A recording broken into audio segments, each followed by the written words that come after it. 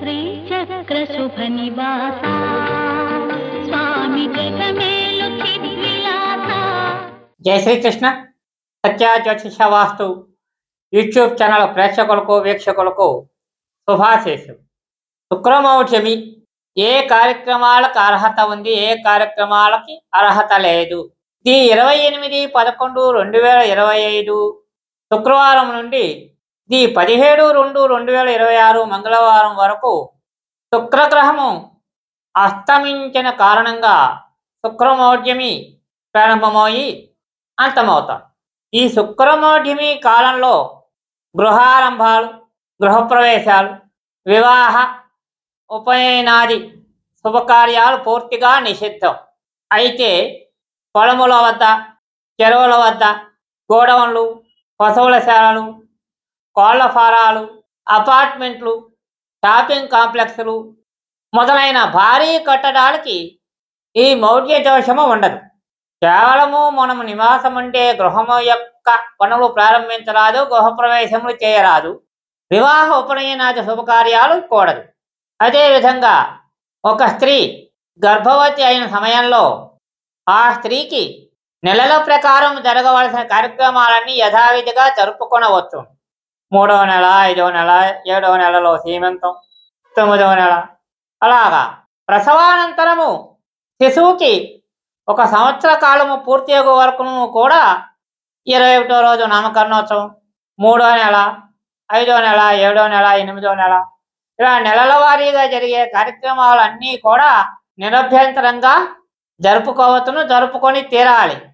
ఒక స్త్రీ గర్భవతి అయినది మొదలుకొని ప్రసవానంతరము శిశువుకి 1 సంవత్సర కాలము పూర్తి అయ్యే వరకు కూడా యథాతథంగా నెలల ప్రకారం జరగవలసిన కార్యక్రమాలన్నీ జరుపుకొని తీరాలి. వాటికి మౌఢ్య పట్టింపులు ఉండవు.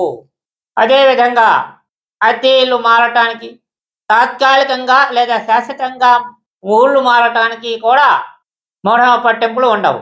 పండుగలప్పుడు కొత్త వస్త్రములను కొనుక్కొనవచ్చును, పండుగలు యథాతథంగా చేసుకోవచ్చు, నూతన వస్త్రధారణ చేయవచ్చు, వస్త్ర దానాదులు కూడా ఇవ్వవచ్చును.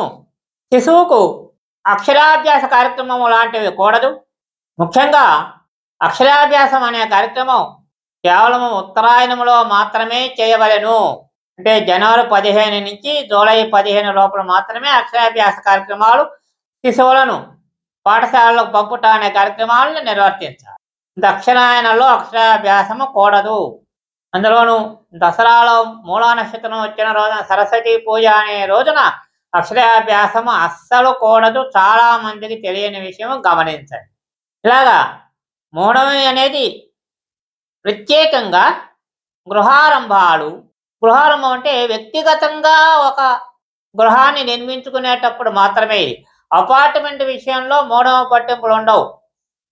అపార్ట్మెంట్లకి వారు రియల్ ఎస్టేట్ కంపెనీ వారే భూమి పూజలు చేసుకుంటారు కాబట్టి అటువంటి వాటికి ఈ మూఢమి యొక్క నియమములు వర్తించవు.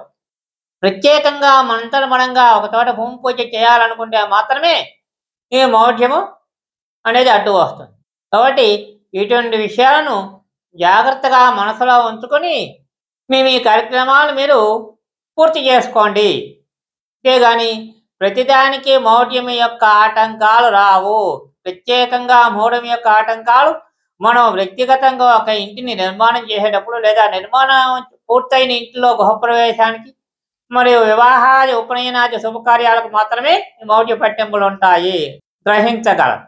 ఇటువంటి మరిన్ని వివరణాత్మకమైన మా వీడియోల కోసం మా ఛానల్ సబ్స్క్రైబ్ చేసుకోండి, లైక్ చేయండి, షేర్ చేయండి, కామెంట్ చేయండి. మీ సందేహాలను వాట్సాప్ రూపంలో తెలియపరిస్తే సందేహ నివృత్తి చేసే ప్రయత్నం చేస్తాం. స్వస్తి. జై శ్రీకృష్ణ.